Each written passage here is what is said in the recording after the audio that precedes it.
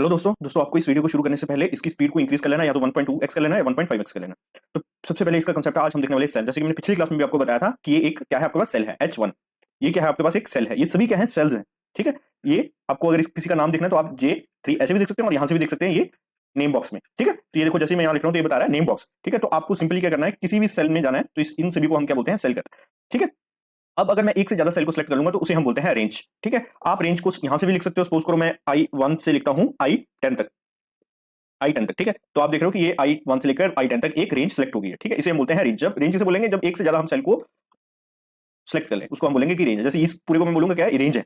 ठीक है, अब सपोज करो आपको इस सेल के अंदर डाटा को एंटर करना है। अगर आपका सेल पहले से ही एम्प्टी है तो आपको कुछ नहीं करना है, आपको सिंपल लेफ्ट क्लिक करना है, जहां जाना है, जहां पे ये वहां पे कर्सर रखा और उस पर लेफ्ट क्लिक कर दिया और सिंपल लिख दिया जो आप लिखना चाहो। तो अभी मैंने लिखा टेक्स्ट, तो आप देख रहे हो कि टेक्स्ट इधर भी जा सकता था, राइट साइड भी जा सकता है, बट टेक्स्ट जो गया वो लेफ्ट साइड गया। अब मैं एक न्यूमेरिक लिखता हूं कोई 4, तो जैसे ही मैंने 4 लिखा तो वो क्या हुआ, 4 आपका राइट साइड चला गया। ठीक है, अब सपोज करो मैं 4.2 लिखता हूं तो 4.2 भी आपका क्या हुआ, राइट साइड चला गया। अब मैं दोबारा से टेक्स्ट में कुछ लिखता हूं, BSS लिख देता हूं तो BSS क्या हुआ, मेरा लेफ्ट साइड में गया। ठीक है, तो अब मैं कोई एरर जनरेट करता हूं फॉर्मूले के थ्रू, तो आपने देखा कि एरर जो है वो सेंटर में रह रहा है। अब एक मैं ट्रू वैल्यू लिखता हूं तो ट्रू वैल्यू क्या है आपकी, एक बूल डाटा टाइप है, तो ये सेंटर में रह रहा है। फॉल्स लिखता हूं तो फॉल्स क्या है, मेरा सेंटर में रह रहा है। तो इससे आपको क्या पता लग रहा है कि ये जो एक सेल है, ये जो भी हम इस सेल के अंदर लिख रहे हैं उसको ये क्या रीड कर रहा है, एज अ टेक्स्ट रीड कर रहा है, एज अ न्यूमेरिक रीड कर रहा है, एज अ एरर रीड कर रहा है, as a bool expression read कर रहा है। तो उसे ये सेल बता रहा है कि अगर ये लेफ्ट साइड कर रहा है तो इसका मतलब एज अ टेक्स्ट उसको रीड कर रहा है, अगर ये राइट साइड ले रहा है तो एज अ न्यूमेरिक यूज कर रहा है। ठीक है, तो ये आपकी क्या पता लग जाती है, आपको कैरेक्टरिस्टिक्स पता लग जाती है किसी की एक सेल की। ठीक है, अब सपोज करो आपने यहाँ पे टेक्स्ट लिखा है बट आप इसकी जगह क्या लिखना चाहते हो, हेलो। ठीक है, तो अगर आप हेलो लिखते हो तो हेलो तो आपका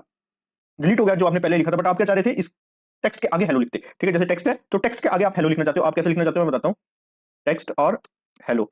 ठीक है, आप ऐसा लिखना चाह रहे हो इस टेक्स्ट पे, तो आपको क्या करना है, सबसे पहले इस सेल के ऊपर आना है, फिर डबल क्लिक करना है। तो आप देख रहे हो कि ये एक ब्लिंकिंग सा आपको दिखाई दे रहा है, उसके बाद आपको लिख देना है उसके बाद। तो इससे आपको पहले वाला डाटा जो है इरेज नहीं होगा। अगर ऐसे आप डायरेक्टली लिखने लग पड़ोगे तो क्या होगा, आपका डाटा पहले वाला इरेज हो जाएगा उस सेल का। ठीक है, इसका एक शॉर्टकट भी है, विंडो प्लस F2 से भी आप इसको कर सकते हो। विंडो प्लस F2 की देखोगे तब भी आप देखोगे कि देखो ब्लिंकिंग एरर, तो आप इसके ऊपर लिख सकते हो, हेलो लिख सकते हो, कुछ भी लिख सकते हो। ठीक है, अब इसको देखो ये क्या, इसको एज अ रीड क्या कर रहा है, इसको एज अ टेक्स्ट रीड कर रहा है। ठीक है, क्योंकि ये लेफ्ट साइड में आ गया।